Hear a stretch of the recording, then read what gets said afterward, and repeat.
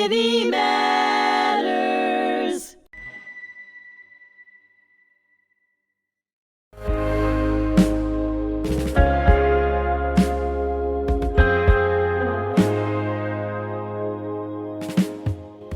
Thank you for joining me here on HMTV. I'm your host, Bernie Furshpan, of the podcast series Ordinary Heroes. I have a very special guest with me today, Mr. Elie Honig, who has been a prosecutor.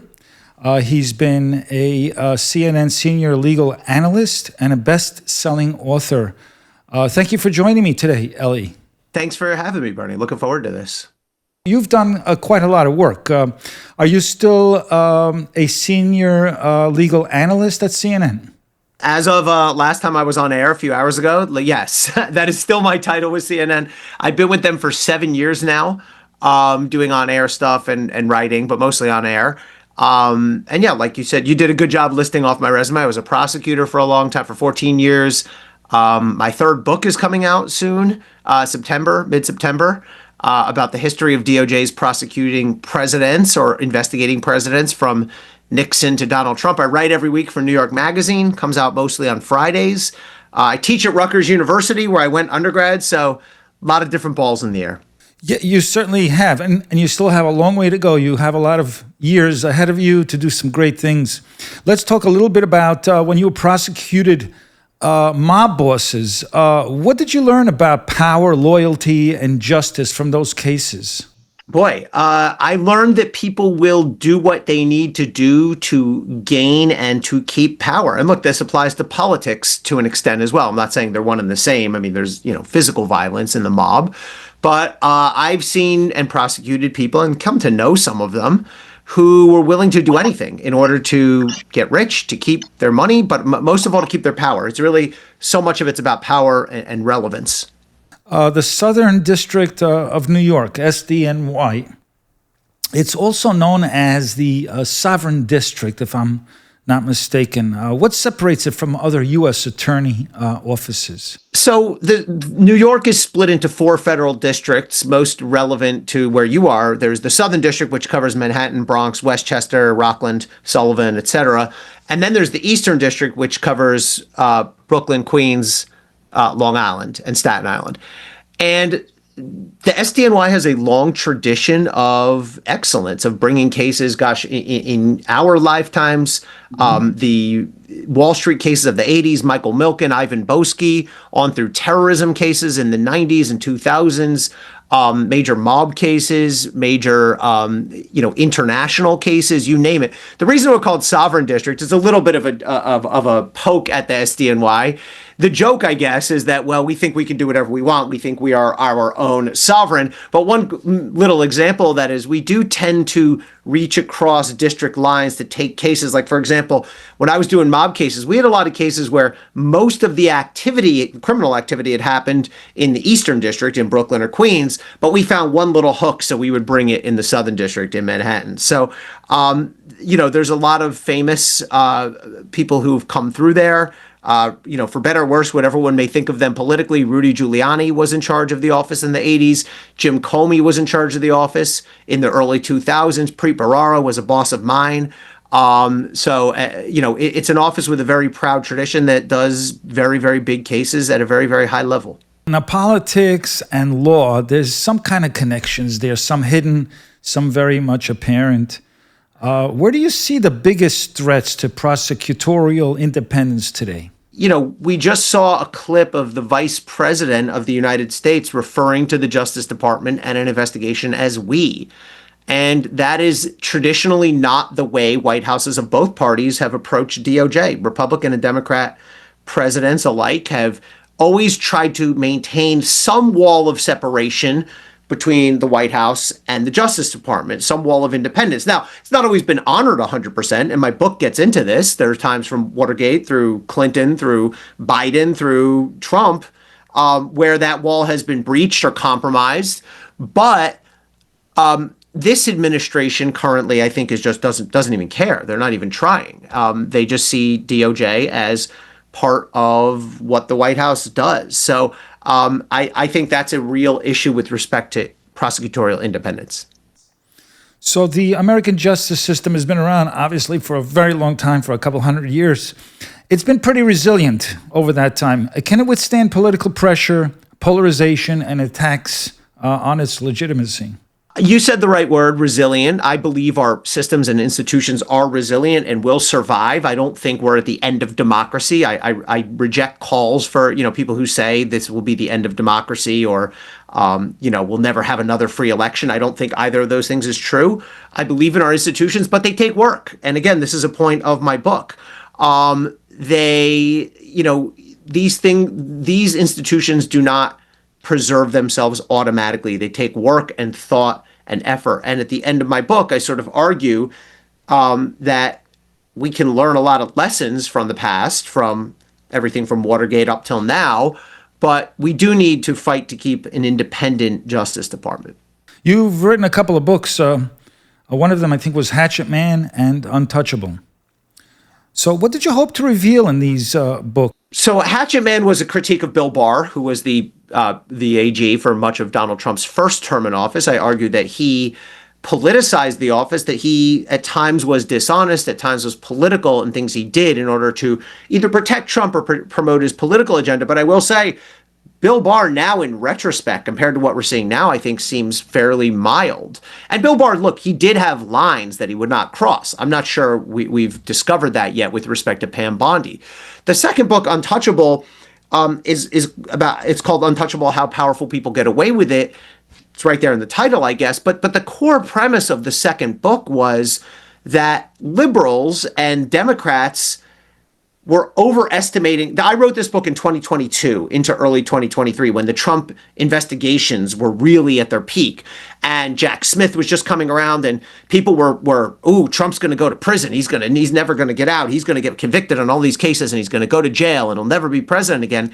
And basically I wrote in that book, not so fast, everybody. It's not as easy as you think. There's a lot of reasons why it's going to be harder than you might think and why you should not count on Donald Trump ending up in prison. And look, I was critical of some of the tactics taken by some of the prosecutors, and I believe those have been proven out to be correct. I think some of the prosecutions were ill-advised and ill-executed. So, but the bigger point, it's not just about Trump. It's about Jeffrey Epstein and Bill Cosby and Harvey Weinstein and how all these big, famous, powerful people for a long time got away with what they did, and some of them permanently. It's so true. It's so true. And there's been so much more of it being revealed in the last decade. You've been a legacy media analyst for quite some time now. So how do you balance, let's say, legal accuracy with communicating to a wide audience? Well, those are the two goals. The things that I aim to do are to explain what's going on so people understand it and do it in a way that's relatable and engaging. I don't do partisan politics. I mean, look, it doesn't mean I won't criticize things that one party or the other does, but if you watch me on air, you don't know you don't know if I'm a Republican or Democrat, and the reason is I'm neither. But look, there's some people when they open their mouths, you know what they're going to say. It's going to be all anti-Trump. It's going to be all pro-Trump, whatever. I don't do it that way. I was taught from the very beginning by the people I look up to at CNN and elsewhere. You have to call it straight, and you're a better journalist, you're a better analyst if you do it that way. And by the way, not to mention, it's more interesting and it's better for the viewer. I think about when I used to try jury trials. The goal there is to take a large mass of complicated information and boil it down into an understandable, compelling story. Now, a jury address, you might have 90 minutes or 2.5 hours or whatever. On air, on TV, you have much less time. But that's what I do. I think about a specific audience. Who am I talking to? The way I think about it is like as if I was talking to my mom's friends. People, suburban people who are, a range of political orientations, but are interested in this stuff, but not necessarily expert, not necessarily lawyers. And if I can make it understandable and relatable to them, then I'm doing my job. It's wonderful what you do because most people have, 99.9% of people do not have legal expertise. And, you boil it down to the very basics, so they've very much explained. When I grew up as a kid in the 1960s, 70s, and 80s, I remember watching Walter Cronkite, right? And it was pretty much just facts. He just talked about the facts. We made our own opinions. A lot of legacy media now is all about opinions. Well, I think you're right. I think there's a blend. I think there's room for both. I mean, for example, if there's something politically important that's happening, I want to hear what David Axelrod has to say from the Democratic perspective. I want to hear what Scott Jennings has to say from the Republican perspective. So I do think there's time for opinions, but that's not my job. I'm not a political analyst. I view my number one job is explaining and making something relatable.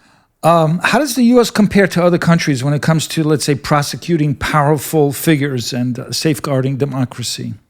Different. I mean, in some respects, we are more willing to, to prosecute. I looked at this for the second book, more willing to prosecute our elected officials, but we've never really, until I guess sort of done, we've never really had a successful prosecution of a head of state, whereas a lot of other states, including Israel, have successfully prosecuted presidents or prime ministers. I guess that changed after my book was written with the Manhattan DA's prosecution of Trump. But ultimately, that case did not send him to prison, did not hurt him. If anything, probably helped him politically. And I've been very critical of that case. I've known Alvin Bragg a long time. He's a friend. But I think that case was a misuse of law and a misuse of prosecutorial power. And I think most people now agree with that. And I think it's only a matter of time before it gets thrown out by an appeals court. But I think even Democrats have to acknowledge, anyone who cheerleaded that case has to acknowledge that it didn't work politically. If anything, it probably spurred Trump to the Republican nomination from which he ended up retaking the White House. It's amazing how that impacts political outcomes, for sure. We have a nice following in our podcast. We have about 21 or 22 podcast series. I host 2 of them. We have, a lot of students that follow us, even law students. What lessons would you share with law students, young prosecutors, future public servants about integrity, courage, service? Well, first of all, go into public service. I mean, look, there's more money in private, and there's nothing wrong with working in the private sector. I mean, I started my career there. I recommend people start their careers, make a little money, pay off your debts. But if you're interested in public service, do it. It is worth it. Like, you will be, someone said to me once, your worst day as a prosecutor is the same thing as some kid at a law firm's best day. I mean, that's not exactly true, but it's close. If you want to actually impact your world and your community in a direct, tangible way, there's no better opportunity. Who gets to do this? I became a prosecutor when I was 29 years old. I was making decisions that changed our community, that changed people's lives. Now, the flip side of that, when I got a little older and I was hiring prosecutors, is the thing I was always worried about is, does this person understand the grave responsibility that we will be giving this person if we hire them? In other words, it was very easy for young applicants to come in and go, do what I would call the cowboy part of it. Oh, I want to lock people up. I want to clean up the streets. Good. You have to have that. But I don't want a gunslinger. I want someone who's going to come in and tell me, if you give me this job, I understand that I will be given the power to upend people's lives, to upend families, careers, professions, reputations, and I will not exercise that in an immature or irresponsible way. I will take that power very seriously, and I'll be very careful about how I execute it. I'm so impressed with you. I'm so grateful that you took the time to speak with me. And, what we do here is more of an educational type of format. We educate young people about tolerance at the Holocaust Museum here. We give tours, we give lectures, presentations. Both my parents were Holocaust survivors. My father, the only survivor in a family of 8.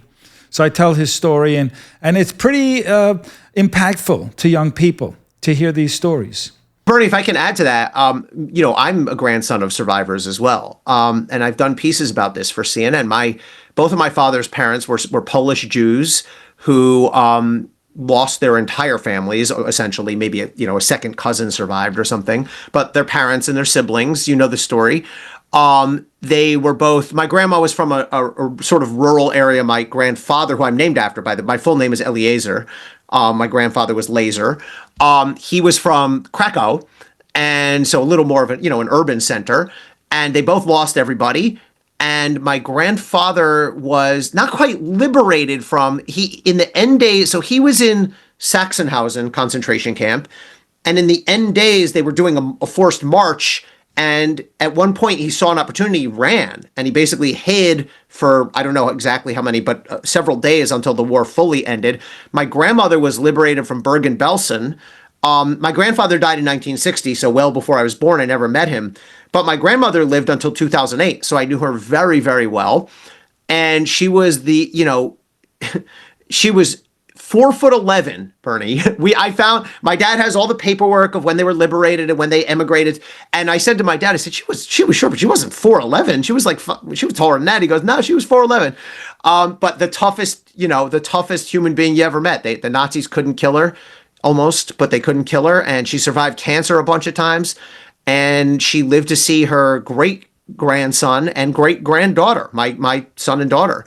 And, but I will say she wouldn't talk about it. There are some people, thank God, who are willing to write and speak about it beautifully and eloquently. And from Elie Wiesel on through, many people who I'm sure have spoken in your organization, but not my grandma was so deeply traumatized that we tried and she just, it was always, it's a nightmare. She would shut it down real quick. She was not willing to do it. And finally, for years, the Shoah Foundation tried to get her to do a testimonial. And she refused. And at the very end, she did one, maybe a year before she died, but she skipped over she didn't want to do the middle part. She talked about life before and kind of life after, but she wasn't able to go into the camps and stuff. So I'm always very cognizant of that. I carry it with me everywhere, including my grandfather's name. I'm proud of the heritage, and it drives me to this day. I'm very impressed. I'm so glad that you brought it up because I knew you had that background. Do you think that this world, from your perspective, do you think it's broken or just needs a reboot? I take a similar view. I mean, it sounds silly, I guess, when there's so many horrors happening between in Israel and Russia and Ukraine so I'm not trying to tell everyone the world is, all lollipops and gumdrops, but I do have faith in humanity. I do have faith in certainly the United States. There's a lot of bad going on, but I mean, this is why I think Holocaust remembrance is important, because we have to remember the worst things that have happened so we avoid them. And so we can keep our perspective on what leads us down that path. Elie Honig, it's been such a pleasure talking with you. I've learned so much about you and your point of view, and I love it. And I want to thank you so much for your time, for joining me here today on HMTV on my series, Ordinary Heroes. You are an extraordinary hero. Thank you for all you do. Thanks for having me, Bernie. Really a pleasure. I appreciate talking to you. Thank you. And thank you all for joining us today. Until next time.